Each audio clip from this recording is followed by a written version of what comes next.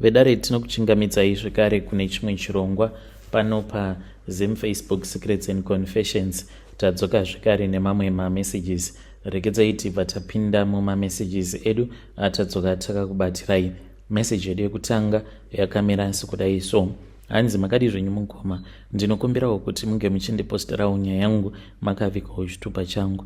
Ndiri mudzimai, ndine makore 38 years ekuberekwa, ndinogarawo munzvimbo inonzi Louis Richard.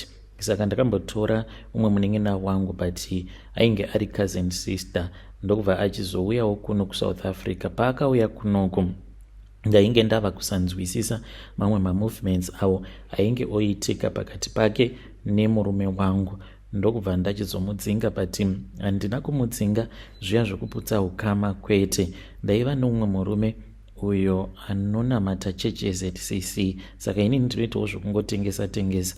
Aiwanzokuya achindinetsa murume uyu.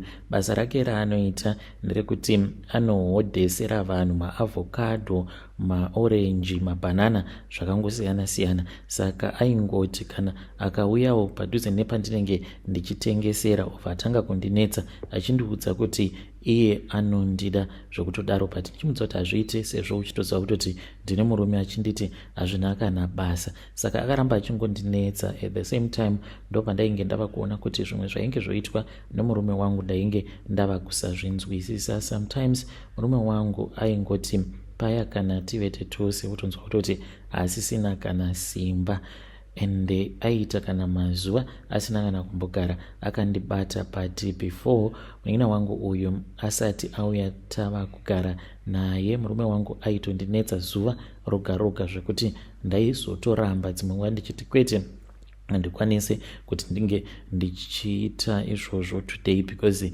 ndakaneta. But munin'ina wangu ava kugara nesu zvakabva zvachizochinja, ainge ava kuleka, and I started to suspect kuti ustabhoni hwandainge ndoitirwa naamai nini vainge vava kuita sekunge vainge voziva murume wangu because vaiwanzokunditya apo pavainge vachiri kumusha.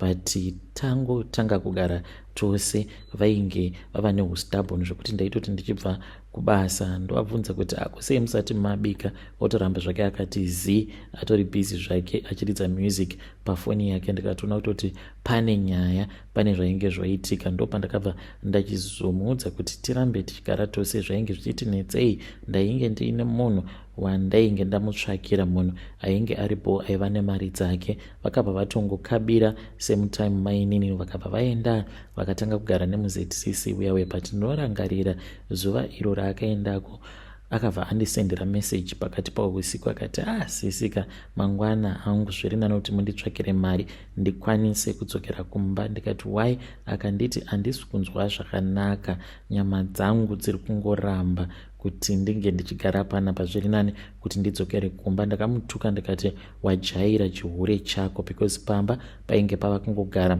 pakazara zvikomana zvichimupfimba. Iyewo ainge achiratidza kuti choice ainge asitomborina kana choice zvachose.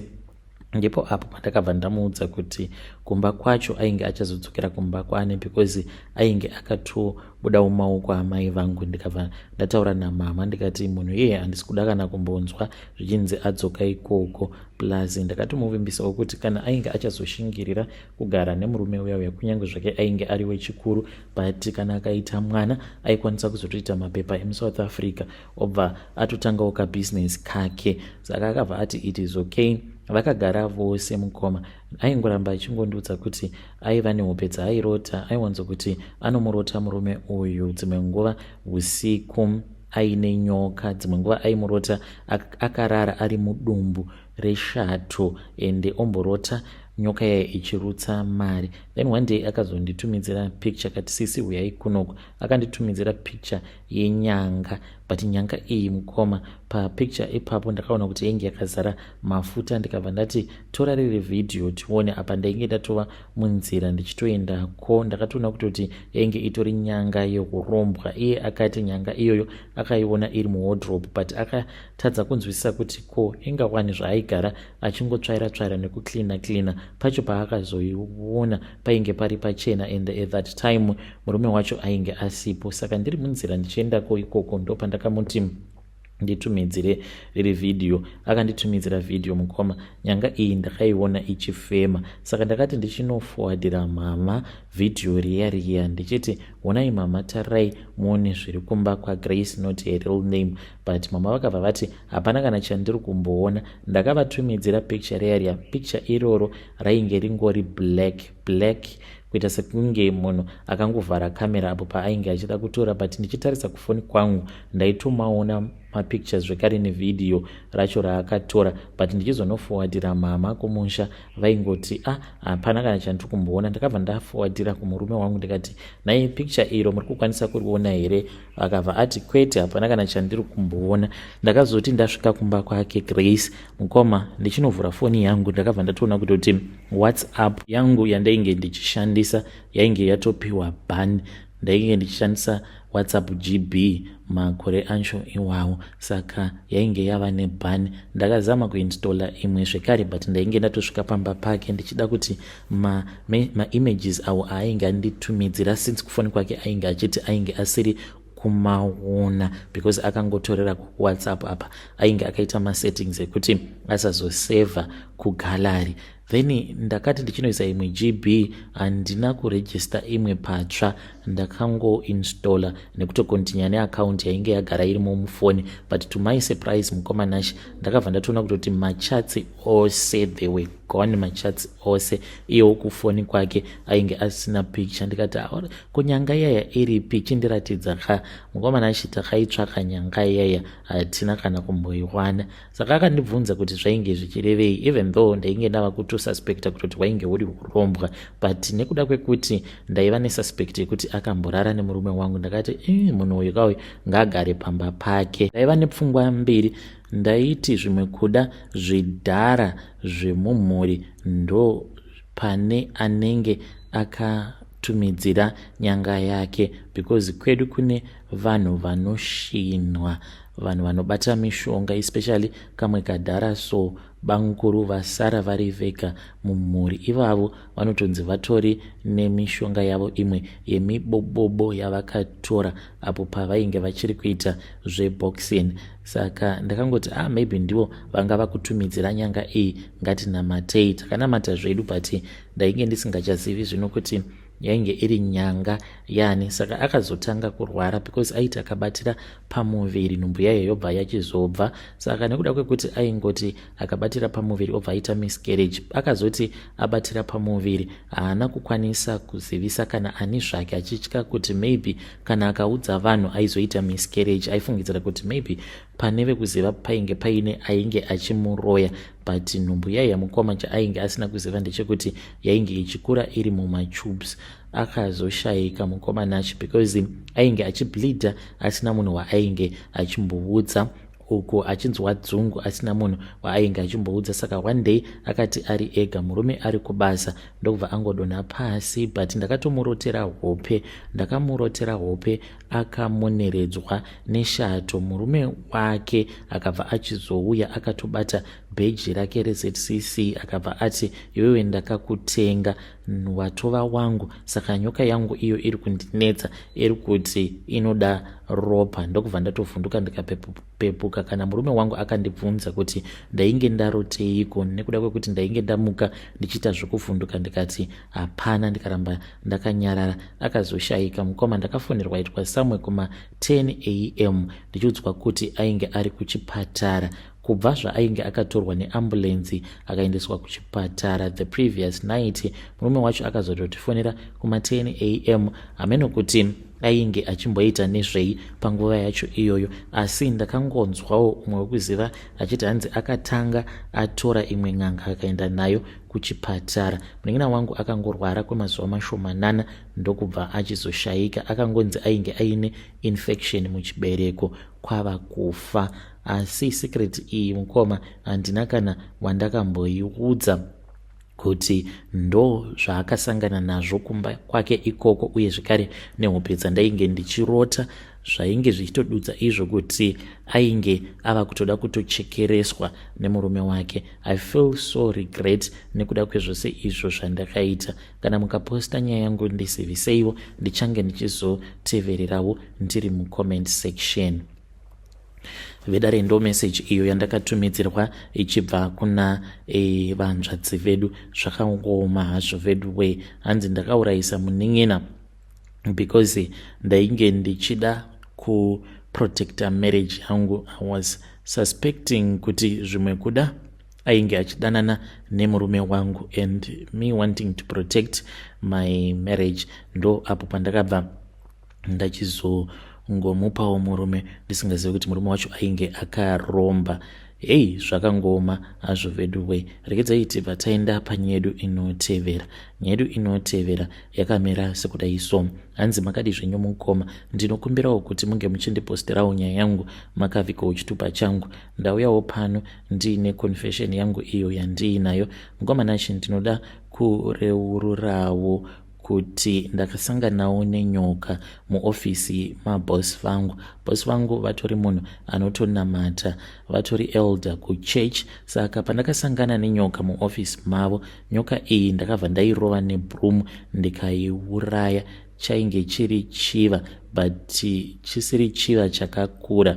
Ndakati ndachiuraya kudaro, bosi vakabva vazondifonera vakabva vati kwandiri, ikokoka kwaita maproblems ekuti mava kungosangana nenyoka ka. Zvinova zviri zvinhu zvakatondishamisa kuti ko vainge vazviziva sei, sezvo muine makamera muofisi mavo. Ndakangoti zvimwe kuda vainge vandiona through macameras. Saka ndakati ndabva mukunoirasa nyoka iyi, ndava kutoda kutonochaisa maybe kumapast 4 p.m. ndakapinda muofisi mabosi ndobva ndachiona zvekare chiva. Ndakachiuraya chiva chiya because chainge chakangomira, hachina kana kumbosimudza musoro kana kuita sei, chainge chakangomira panzvimbo imwe chete. Ndikati zvimwe kuda nyoka idzi kuti dziri kufamba dziri tutu apa ndainge ndava kungogara ndichingotya chete each and every day. Saka ndakaita almost 1 week ndichingoti pandinenge ndichitsvaira muoffice mabosi ndaingosangana nenyoka type 1 imwe chete, iyoyo chiva. Ndo nyoka dzandaingosangana nadzo each and every time. Saka bosi vangu at that time vainge vasimo muZimbabwe, vakachizodzoka. Pavakadzoka vakandidaidza kumba kwavo, vakabva vachizondipa kamwe kabhegi kainge kaine mari. Vakabva vanditi kabhegi aka ndoda kuti unge uchizokatora uvhure uone kuti munei. Ndakabva ndachizotora kabhegi kaya ndikabva ndaona kuti mainge muine mari. Vakanditi mari iyoyo imari yako, itore, asi handidi kuti unge uchizouraya nyoka dzangu. Kana ukasangana nenyoka muofisi mangu, handidi kuti unge uchizouraya, uye zvekare usazoudza vamwe vatinoshanda navo kuti unogara uchisangana nenyoka muofisi mangu. Havana kumbondipa reason yekuti why ndainge ndichingogara ndichingoona nyoka muofisi mavo ndokubva vatonyarara. Vakazongosimuka vakabva vati it is fine, you can go. Saka ndakazotora mari iyoyo ndikabva ndachizoipa amai vangu. Saka amai vakati tinofanira kuti tinge tichizotanga business, but ndine dzimwe hope ndinorota ndakamira namai vangu kuVictoria Falls tichitotarisa mapopoma. Bosi vangu vanobva vauya vachimhanya, vanenge vachimhanya kudaro. Inini ndinobva ndangoti mama onai, ndobva ndatiza. Saka mama vanobva vasvika vachidhumwa nemvuu yacho iyoyo, vobva vawira mumapopoma ekuVictoria Falls.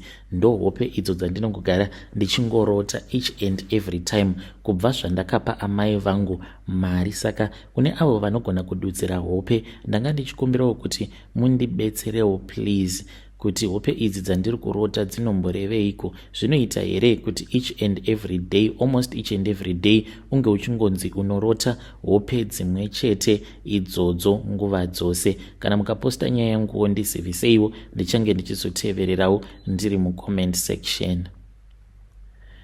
Vedari ndo message iyo yandakatumidzirwa ichibva kuna vanzvadzi vedu. Ngatizamei kuti tinge tichitaura navo vanzvadzi vedu ava mucomment section.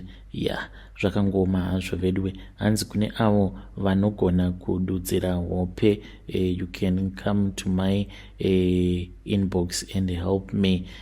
Pakaipa. Regedzai tibva taenda panyedu inotevera.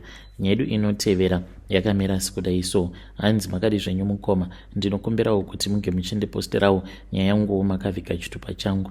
Ndauyawo panapa ndiine confession yangu iyo yandiinayo. Handikwanisi kutomboda mwana wangu zvachose. Mwana wangu uyu ava ne12 years. Ndakamitiswawo apo pandainge ndichiri ne16 years. Saka mushure mekunge ndamitisewa nemurume wandainge ndichitoziva kutoti ainge ari murume wemunhu, zvaainge akandivimbisa zvose akatadza kuzviita. Saka ndakazongotanga kungomuvenga mwana uyu kubva achiri mudumbu rangu, because ndaitambudzika ndichishaya zvokudya, ndichirohwa zvekare naamai. Ndingangoti almost each and every day ndainge ndichingorohwa chete naamai, nekuda kwekuti ndainge ndakava disappointed because I was very bright in school. Ndainge nditori prefect at that time, but vakabva vatanga kundivenga. Saka ndainge ndava nebitterness iyoyo, but bitterness iyi yainge iri towards murume uyo ainge akandimitisa ndichiti munhu uyu akandivimbisa zvikuru, but right now ndava nepamoveri,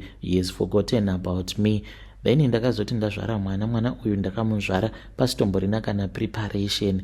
Then ndokubva amai vazongotengawo zvihembe zvemwana, but it was a constant struggle. Saka mwana uyu ainetsa. Ndairara usiku hwose ndakagara. Apa dzimwe nguva mukaka ndinenge ndisina, sezvo pamba chikafu taitoitawo chikafu chekutotamburira. Saka aichema zviya zvekuti zvaitozogumisidzira zvava kuirritata. Toda kureurura kuti mwana uyu ndakatanga kumurova aine 3 days. Ndaimurova ndichimutswinya kuti ange achinyarara. Mazuva ekutanga ndaiti kana ndikamutswinya airidza mhere, but akazosvikawo pakuziva kuti kana akachema ndikangomubata so ndakabatanidza nyama dzake, it means kuti ndinenge ndava kuda kumutswinya.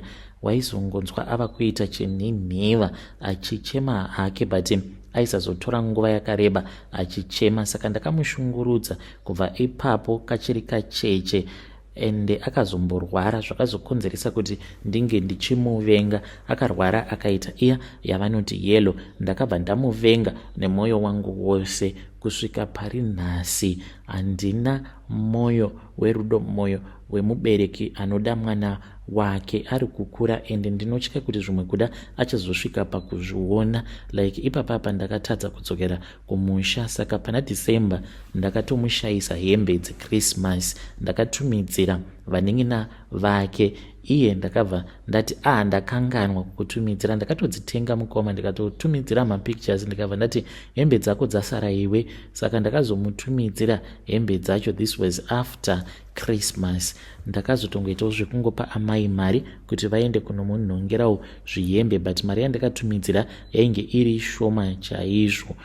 Ndainge ndisingadi kuti anga achipfeka hembe dzakanaka sedzandainge ndatengera masiblings ake. Handiziviwo kuti ndingazvigadzirisa sei. Ndine bitterness yakanyanyisa kwaari mwana uyu zvekuti ndinotomboshuvira kuti dai afa, kunyange zvikanzi aita suicide. Ndogara ndichiti kana akaita suicide uyu handimbofi ndakamuchema kana kusvima misodzi, handimbofi ndakamusvimira misodzi. Ende ndinenge ndichitorevesa kunyange matukiro acho awo andinomuita pafoni. Ndinomushaudha ndichimuudza zvinyadzi nezvinyadzi zvekuti amai vangu vanozotosvikawo pakunditsuura. Apa kanenge kangoriwo kanyaya kadiki. Vana munongoziva kuti vagara vane musikanzwa, but matukiro acho awo andinomuita ndinoita sekunge ndinenge ndichitotuka mai huru huru. Apa maybe anenge angoitawo musikanzwa wekuti anenge asina kusuka maplates kana kubika in time. Ndinomushaudha kusvika kwekupedzisira, ende kana ndakatomutarisa ndinotoona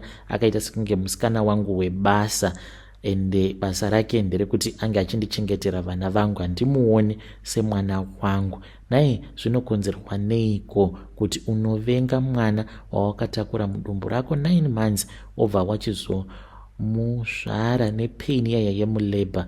But ndinonzwa ndichitomuvenga zvekuti kana kufa chaiko ndichida kutoti ange achinzi afa.